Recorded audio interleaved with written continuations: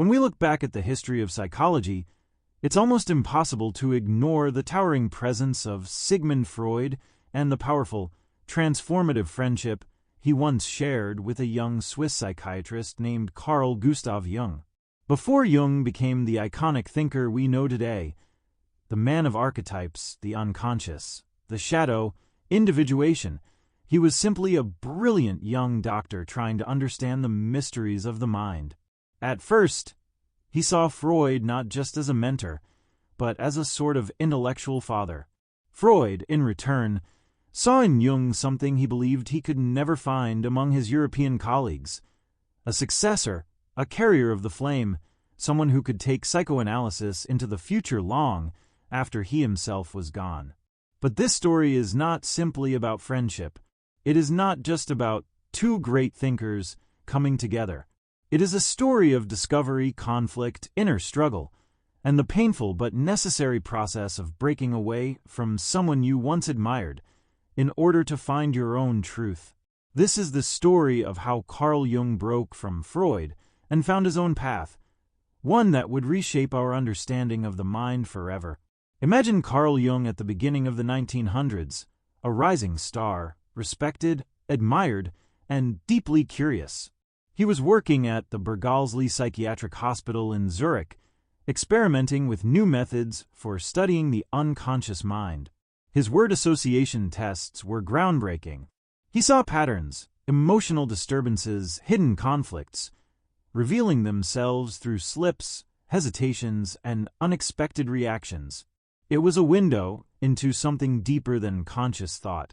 When Jung first encountered Freud's works, he felt he had found a system that explained the very forces he was uncovering through his research. Freud, with his bold theory of repression, the dynamic unconscious, and his insistence that psychological suffering had roots beneath the surface, was like a revelation. Jung wrote to Freud. Freud responded. Their letters quickly turned into long discussions, and their discussions soon turned into hours-long conversations whenever they met. When Freud came to visit Jung, their first conversation lasted more than 13 straight hours. Two minds, electrified by the excitement of discovery. Jung later said that it felt as if Freud was the only person who truly understood the significance of the unconscious. Freud, on the other hand, believed Jung was the one who could help psychoanalysis break free from its early scandalous reputation, especially because Jung wasn't Jewish. Freud felt the world would reject him and his disciples, but Jung, blonde, Swiss, respected, could be the bridge. For a while, their collaboration was powerful. Jung became president of the International Psychoanalytic Association. Freud repeatedly called him my prince, my spiritual heir, and Jung genuinely admired Freud's courage.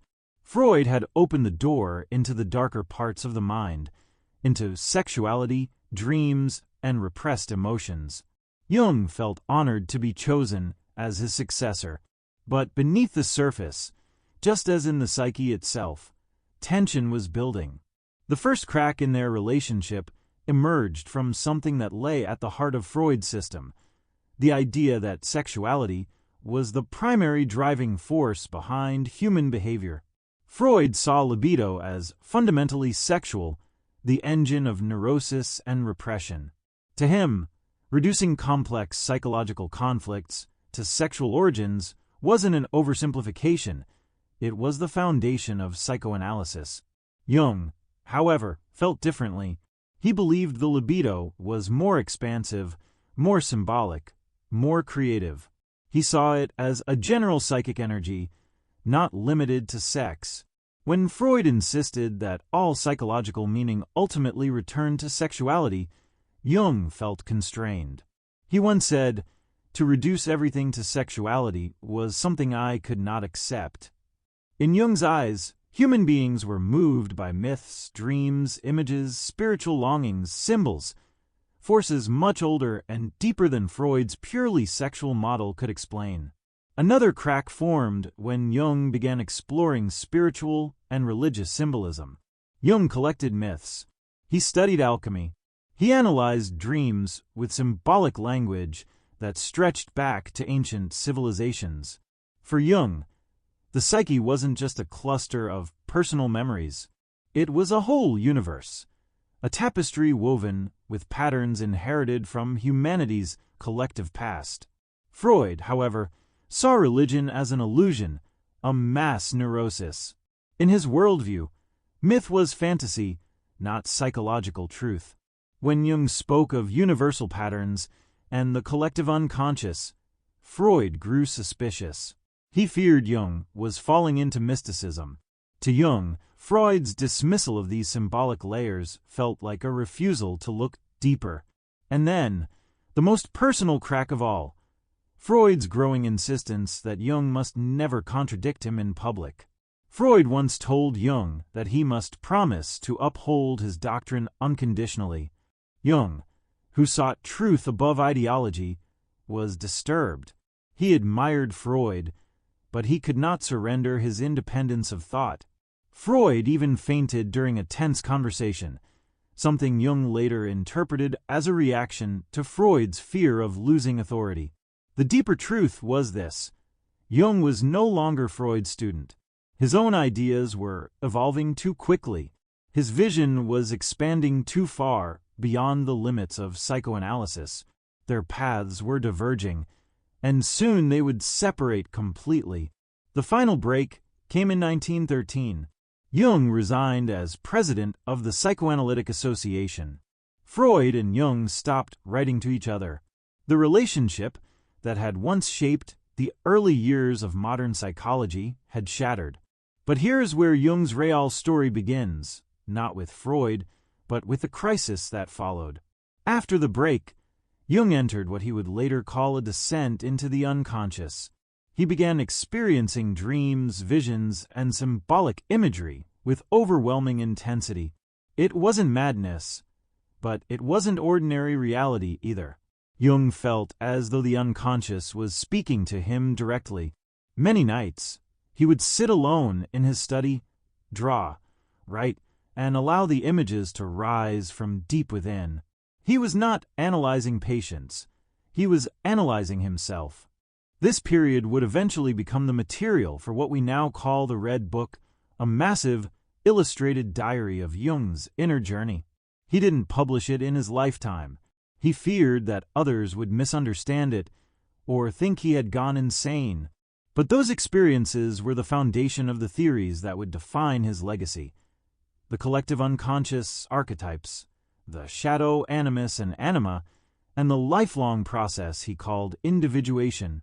To understand the importance of Jung's break from Freud, we must understand what Jung discovered during this descent. Freud believed the unconscious was mostly a container for repressed sexual and aggressive impulses. Jung discovered something far more vast, a kind of psychic ocean beneath the individual mind. He saw universal patterns emerging. The hero, the mother, the wise old man, the trickster. These archetypes weren't created by personal experience. They appeared across cultures, religions, myths, and history. They were inherited possibilities of experience, waiting to be activated. Freud believed dreams were wish fulfillment.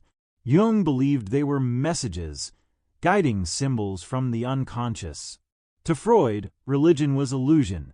To Jung, it was symbolic truth expressed psychologically. To Freud, neurosis came from repressed sexuality. To Jung, neurosis came from the failure to integrate unconscious parts of the personality. And most importantly for Jung, the goal of life wasn't simply to become free of symptoms. It was to become whole.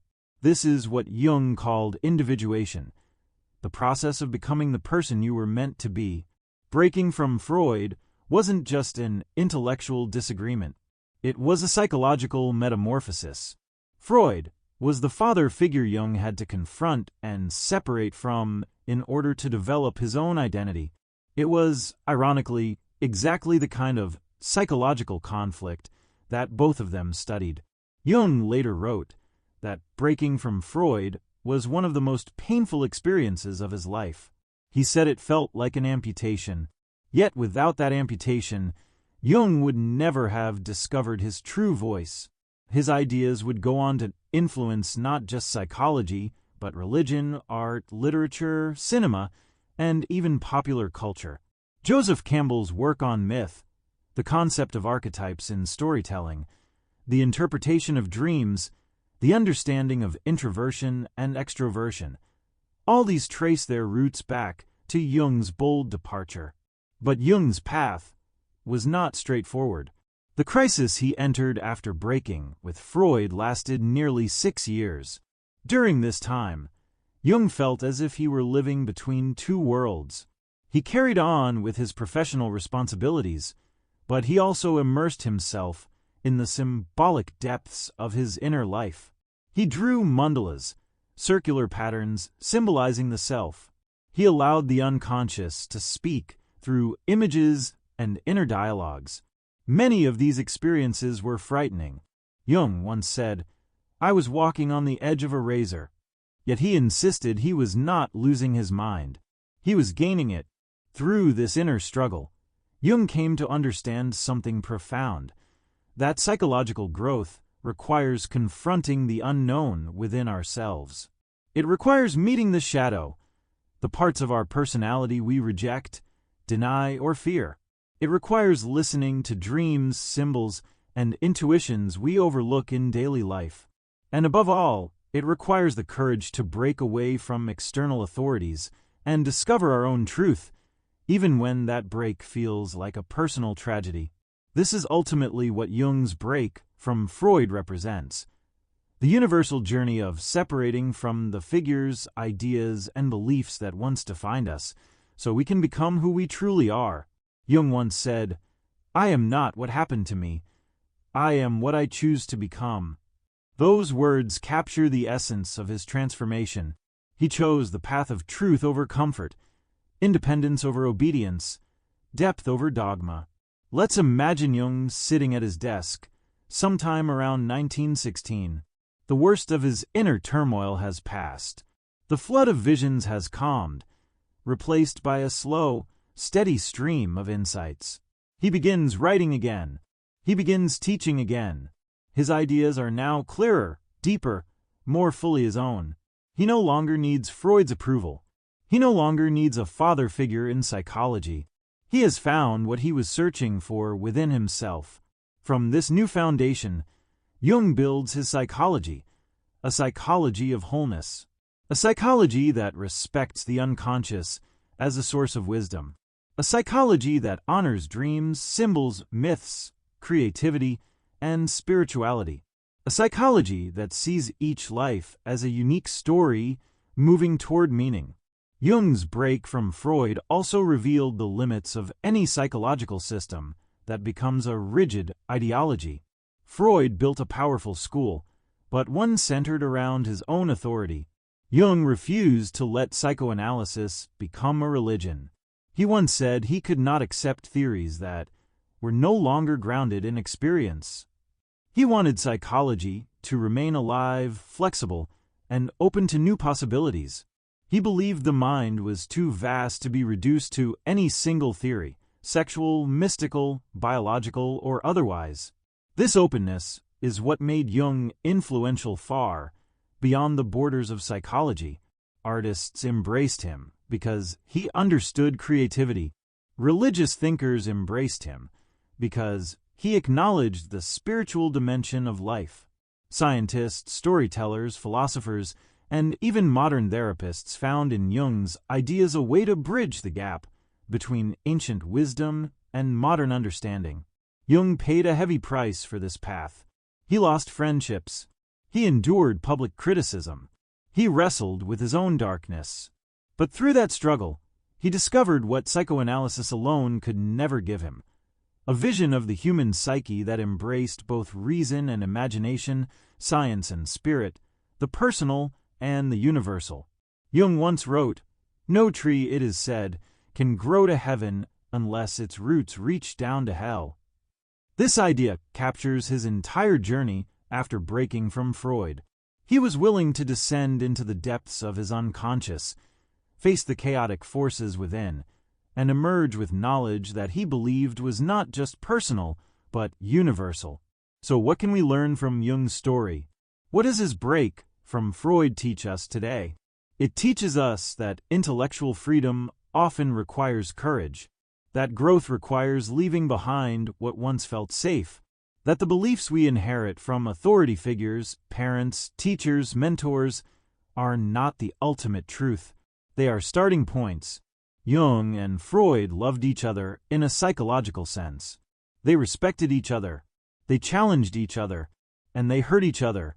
Their break was a symbolic reenactment of the ancient pattern between father and son, teacher and student, authority and rebel. It was, in Jung's words, a necessary conflict. Freud went on to defend psychoanalysis with even greater rigidity. Jung went on to expand the boundaries of psychology in ways Freud would never have imagined. Neither was entirely right, and neither was entirely wrong. They were two men trying to understand the human soul from different perspectives. But Jung's path reminds us of this. The greatest discoveries often come when we trust our inner voice, even when it leads us away from the people we admire most. Carl Jung died in 1961, but the ideas he developed after breaking from Freud continue to influence millions. Whenever someone talks about introverts and extroverts, they are using Jung's ideas. When filmmakers design characters around archetypes like the hero or the mentor, they are using Jung's ideas. When people explore dream symbolism, shadow work, or personality types like the Myers-Briggs system, they are walking on the pathways Jung created, all because he dared to break away. In the end, Jung's separation from Freud is more than a historical event. It is a timeless lesson. Each of us is born into a world shaped by others. We inherit beliefs, expectations, cultural stories, and psychological frameworks. But sooner or later, life demands that we examine these influences and decide which ones are truly ours. This can be painful. It can feel like betrayal. It can feel like standing alone. But it is also the beginning of self-discovery. Jung's life shows that breaking away is not an act of rejection. It is an act of becoming. Becoming yourself. Becoming whole. Becoming conscious. And this, in many ways, is the real meaning behind the title. How I broke from Freud and found my own path. It is a story about psychology, yes. But more importantly, it is a story about identity. A story about courage. A story about the lifelong journey toward authenticity. When we watch Jung's journey, we are watching our own reflected back. The mentors we must outgrow, the beliefs we must question, the conflicts we must confront, the darkness we must face, and the deeper self we must eventually find. Jung didn't break from Freud because he wanted power or fame. He broke from Freud because he wanted truth, his truth. And it was only by following that truth that he became one of the most influential thinkers of the 20th century. Perhaps that is the final lesson. The path to greatness is never found through imitation. It is found through individuation, through listening to the quiet voice inside that says, "This is who you are. This is the path you must walk." Carl Jung walked that path, even when it led him through uncertainty and darkness. Because of that courage, the world gained ideas that help us understand ourselves in ways Freud could never imagine. And maybe, just maybe, that is what each of us is called to do, to break away not out of rebellion, but out of the deep desire to become who we truly are.